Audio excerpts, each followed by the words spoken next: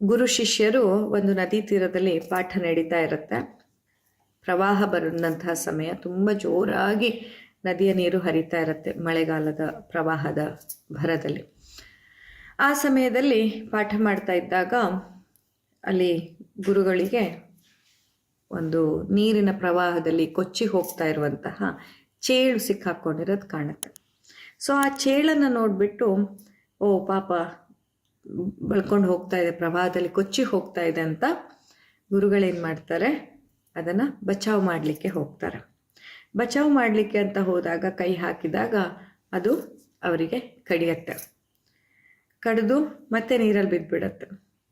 ಇವ್ರು ಮತ್ತೆ ಹಿಡಿಯಕ್ಕೆ ಹೋಗ್ತಾರೆ, ಮತ್ತೆ ಕಡಿಯತ್ತೆ, ಮತ್ತೆ ಹಿಡಿಯಕ್ಕೆ ಹೋಗ್ತಾರೆ, ಮತ್ತೆ ಕಡಿಯತ್ತೆ. ಆಗ ಶಿಷ್ಯರೆಲ್ಲ ಹೇಳ್ತಾರೆ, ಬಿಟ್ಬಿಡಿ ಗುರುಗಳೇ, ಆ ಥರ ಕಡಿತಾ ಇದೆ, ಸಹಾಯ ಮಾಡೋಕ್ಕೆ ಹೋದ್ರೂ ಕಡಿತಾ ಇದೆ, ಆ ಚೇಳನ್ನು ನೀವು ಯಾಕೆ ಬಚಾವ್ ಮಾಡಬೇಕು, ಬಿಟ್ಟಾಕಿ, ಏನಾದರೂ ಆಗೋಗ್ಲಿ, ನೀವು ಚೇಳ ಹತ್ರ ಕಚ್ಚಿಸ್ಕೋಬೇಡಿ ಅಂತ ಶಿಷ್ಯರೆಲ್ಲ ಹೇಳ್ತಾರೆ.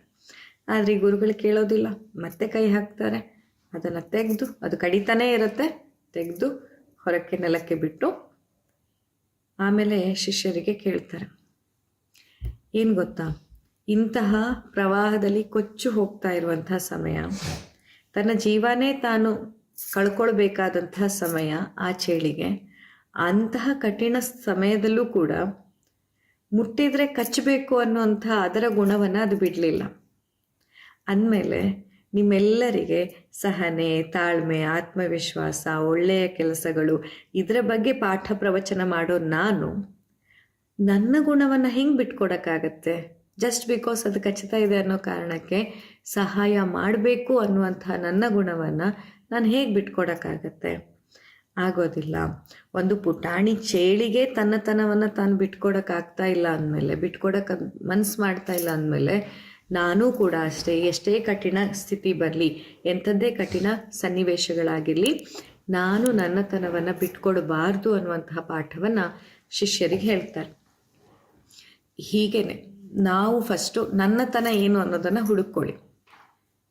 ಯಾರಿಗೇ ಆಗಲಿ, ಈಗ ನಿಮಗೆ ಯಾರಿಗಾದರೂ ಕೋಪ, ದ್ವೇಷ, ಅಹಂಕಾರ, ಅಸೂಯೆ, ಹೊಟ್ಟೆ ಕಿಚ್ಚು, ಕೀಳರಿಮೆನೇ ನಿಮ್ಮ ಗುಣ ಅಂತ ಅನಿಸುತ್ತಾ? ಇಲ್ಲ, ನಿಮ್ಗೆ ಅನಿಸಲ್ಲ. ಅದು ಯಾವುದು ನನ್ನ ಗುಣ ಅಲ್ಲ. ನನ್ನ ಗುಣ ಏನು? ಸಹನೆ, ತಾಳ್ಮೆ, ಆತ್ಮವಿಶ್ವಾಸ, ಧೈರ್ಯ, ಪ್ರೀತಿ, ಕರುಣೆ. ಹೌದು, ಇದೆಲ್ಲ ನನ್ನೊಳಗಿದೆ ಅಂತಲೇ ಎಲ್ರಿಗೂ ಅನಿಸೋದು. ಆದರೆ ಒಂದು ಇಡೀ ದಿನ ಬೆಳಗಿಂದ ಸಂಜೆ ತನಕ ನೀವೇನನ್ನು ಎಕ್ಸ್ಪ್ರೆಸ್ ಮಾಡ್ತಿದ್ದೀರಾ? ಬೆಳಗಿನಿಂದ ಸಂಜೆ ತನಕ ಅದು ಮನೆ ಕೆಲಸದವ್ರ ಜೊತೆ ಇರ್ಬೋದು, ಅಥವಾ ನಿಮ್ಮ ಬಾಸ್ ಜೊತೆ ಆಗಿರ್ಬೋದು, ನಿಮ್ಮ ನೇಬರ್ ಜೊತೆ ಆಗಿರ್ಬೋದು, ನಿಮ್ಮ ಮನೆಯಲ್ಲಿರುವಂತಹ ನಿಮ್ಮವರೊಂದಿಗೆ ಆಗಿರ್ಬೋದು, ಏನನ್ನು ಎಕ್ಸ್ಪ್ರೆಸ್ ಮಾಡ್ತಿದ್ದೀರಾ?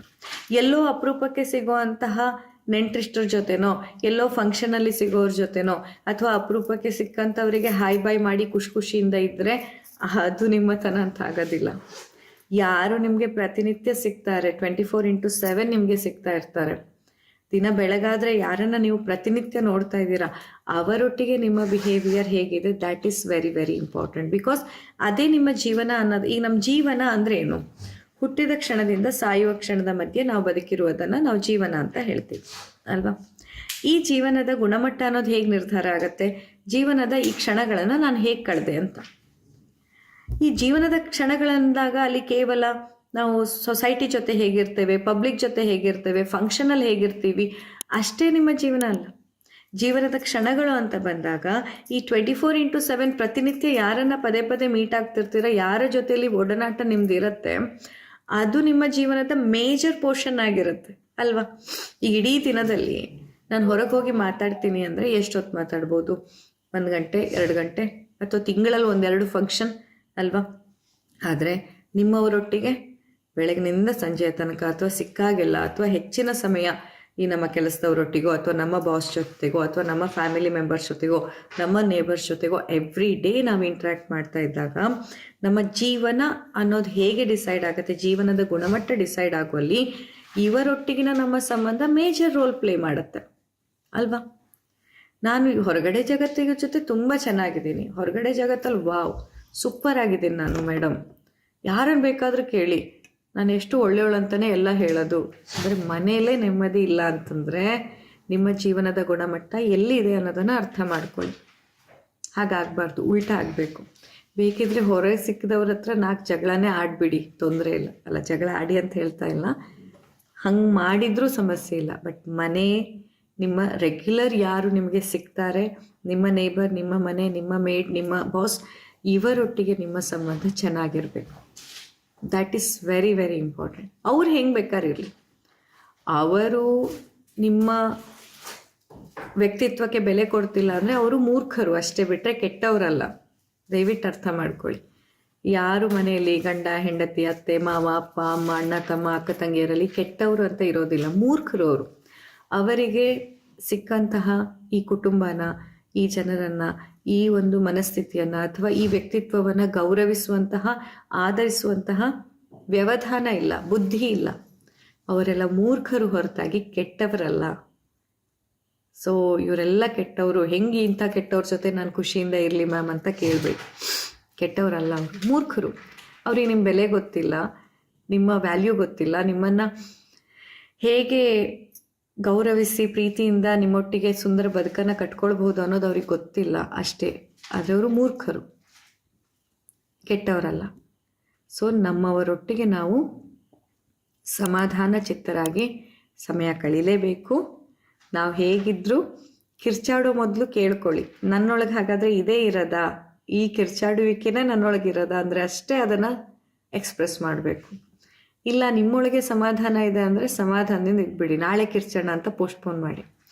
ಏನೇನು ನಿಮ್ಮ ಈ ಒಂದು ಕೋಪ, ದ್ವೇಷ, ಮನಸ್ತಾಪ, ಹೊಟ್ಟೆ ಕಿಚ್ಚು, ಅಸೂಯೆ, ಕಿರಿಕಿರಿ, ಕೀಳರಿಮೆ ಇದ್ರ ಬಗ್ಗೆ ಎಕ್ಸ್ಪ್ರೆಸ್ ಮಾಡೋ ಸಮಯ ಬಂದಾಗ, ಈಗ ಹೌದು ನಾನೇ ಸರಿ ಇಲ್ಲ ಅಂತ ನಿಮಗೆ ಬೇಡಬೇಕು ಅನಿಸಿದ್ರೆ ಅದನ್ನು ನಾಳೆಗೆ ಪೋಸ್ಟ್ಪೋನ್ ಮಾಡಿ, ಇವತ್ತು ಮಾಡಬೇಡಿ, ನಾಳೆಗೆ ಮಾಡಿ. ಹಾಗೆ ಎಲ್ಲೆಲ್ಲಿ ಪ್ರೀತಿ, ಸಹನೆ, ತಾಳ್ಮೆ, ಆತ್ಮವಿಶ್ವಾಸ, ಧೈರ್ಯ ಅಥವಾ ಒಬ್ಬರನ್ನ ಅಪ್ರಿಷಿಯೇಟ್ ಮಾಡಬೇಕು, ಏನಾದರೂ ಹುಡುಕಿ ಆದರೂ ಒಂದು ಒಳ್ಳೆ ವಿಷಯ ಹೇಳಬೇಕಂತಂದರೆ ಅದನ್ನ ಇವತ್ತೇ ಮಾಡಿ. ಈ ಒಂದು ಬದಲಾವಣೆ ನೀವು ಮಾಡ್ಕೊಳ್ತಾ ಬಂದರೆ ಜೀವನ ಎಷ್ಟೋ ಬೆಟರ್ ಆಗ್ತಾ ಬರುತ್ತೆ, ಎಷ್ಟೋ ಮಟ್ಟಿಗೆ ನಮ್ಮ ಕುಟುಂಬ ಸರಳ ಆಗ್ತಾ ಬರುತ್ತೆ. ನಾವೀಗ ಏನಾಗ್ಬಿಟ್ಟಿದ್ದೀವಿ ಗೊತ್ತಾ, ಹೊರ ಜಗತ್ತಿಗೆ ನಾವೆಲ್ಲ ಒಳ್ಳೆಯವರು, ಬಟ್ ನಮ್ಮ ಕುಟುಂಬಕ್ಕೆ ಒಬ್ರ ಮುಖ ಒಬ್ರು ಕಂಡ್ರೆ ಆಗಲ್ಲ, ಅಥವಾ ಮಾತೇ ಆಡಲ್ಲ. ಎಷ್ಟೊಂದು ಸತಿ ಅಂತೂ ಇಮೋಷ್ನಲಿ ಎಷ್ಟು ದೂರ ಆಗಿಬಿಟ್ಟಿದ್ದೀವಿ ಅಂತ ಒಂದೇ ಮನೇಲಿ ಇರ್ತೀವಿ, ಅವ್ರ ಬದುಕನ್ನು ಬದುಕ್ತಿರ್ತಾರೆ, ನಾವು ನಮ್ಮ ಬದುಕನ್ನು ಬದುಕ್ತಿರ್ತೀವಿ. ಏನಿದು, ಎಲ್ಲಿಗೆ ಹೋಗ್ತಿದೆ ನಮ್ಮ ಸಮಾಜ, ಏನಾಗ್ತಾ ಇದೆ ನಮ್ಮ ಸಮಾಜ? ಮಕ್ಕಳು ಮಕ್ಕಳ ಜಗತ್ತಲ್ಲಿ, ಪೇರೆಂಟ್ಸ್ ಜಗತ್ತಲ್ಲಿ, ಎಲ್ಲರೂ ಅವ್ರವ್ರ ಜಗತ್ತಲ್ಲಿ ಕಳೆದು ಹೋಗ್ಬಿಟ್ಟಿದ್ದಾರೆ ಅಲ್ವಾ? ಎಲ್ಲಿಗೆ ಹೋಗ್ತಾ ಇದ್ದೀವಿ ನಾವು? ನಮಗೆ ಇಂತಹ ಒಂದು ಸಕ್ಸಸ್ ಅಥವಾ ಓಕೆ ನಾವು ತುಂಬ ದೊಡ್ಡ ಬಿಸ್ನೆಸ್ ಮಾಡ್ತಿದ್ದೀವಿ, ತುಂಬ ಹಣ ಗಳಿಸ್ತಿದ್ವಿ, ಮಕ್ಕಳೆಲ್ಲ ಟಾಪರ್ಸು, ಎಲ್ಲ ಬೆಸ್ಟಲ್ಲಿ ಬೆಸ್ಟ್ ಅಂತ ನಡೀತಿದೆ.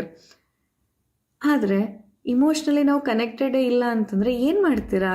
ಆ ಯಶಸ್ಸನ್ನು ಇಟ್ಕೊಂಡು, ಆ ಟಾಪರ್ ಅಂತ ಮಕ್ಕಳನ್ನ ಇಟ್ಕೊಂಡು ಏನು ಮಾಡ್ತೀರಾ? ಒಂದು ಸಮಾಧಾನ, ಸಂಯಮ, ಪ್ರೀತಿ, ವಿಶ್ವಾಸ ಮನೆಯಲ್ಲಿರಬೇಕು. ಪರಸ್ಪರ ಒಬ್ಬರನ್ನೊಬ್ಬರು ಅರ್ಥ ಮಾಡಿಕೊಂಡು, ಗೌರವಿಸ್ಕೊಂಡು, ತಾಳ್ಮೆಯಿಂದ ನಾವು ಇರೋ ಹಾಗಾಗಬೇಕು. ಆಗ ಆ ಜೀವನಕ್ಕೊಂದು ಅರ್ಥ. ಯಾರು ಹೆಂಗೆ ಇರಲಿ, ಇವರೆಲ್ಲ ನನ್ನವರು, ಅಲ್ಲಿ ಒಳ್ಳೆಯವರು ಕೆಟ್ಟವರು ಟ್ಯಾಗ್ಲೈನ್ ಬೇಡ. ಬೇಕಾದ್ರೆ ಮೂರ್ಖರು ಅಂತ ಅಂದ್ಕೊಳ್ಳಿ, ನೋ ಪ್ರಾಬ್ಲಮ್.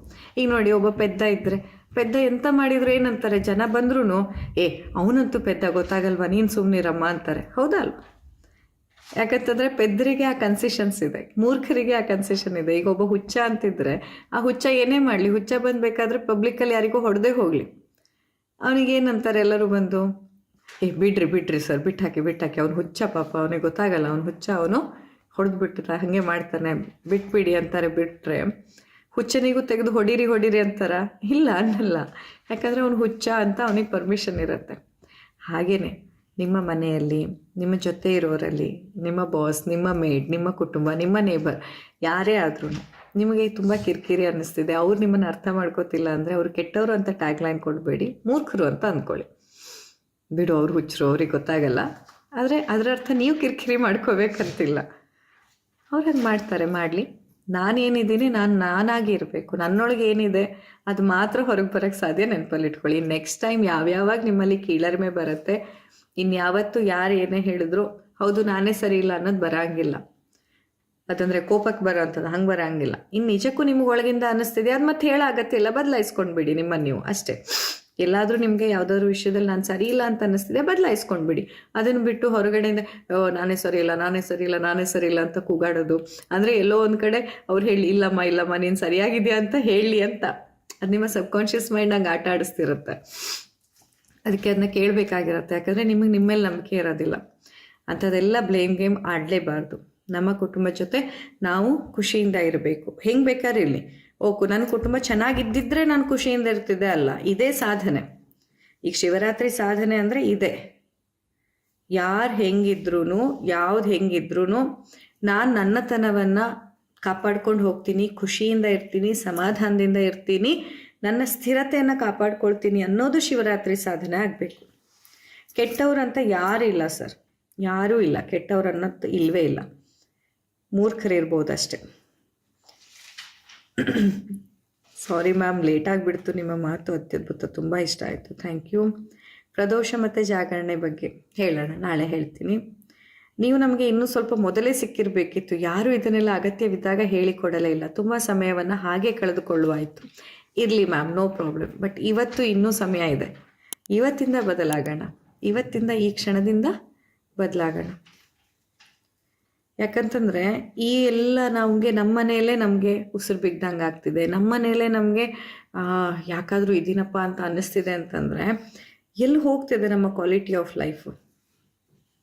ಹಿಂಗೆ ಬೇಕಾದ್ರೆ ಇರಲಿ, ಯಾರು ಹೆಂಗಾದರೂ ಇರಲಿ, ನಾನು ಸಮಾಧಾನದಿಂದ, ಧೈರ್ಯದಿಂದ, ಖುಷಿಯಿಂದ, ಆರೋಗ್ಯದಿಂದ ಇರೋ ಹಕ್ಕು ನಮ್ಮೆಲ್ಲರಿಗಿದೆ. ಆ್ಯಂಡ್ ಇರೋಕ್ಕೆ ಸಾಧ್ಯನೂ ಇದೆ.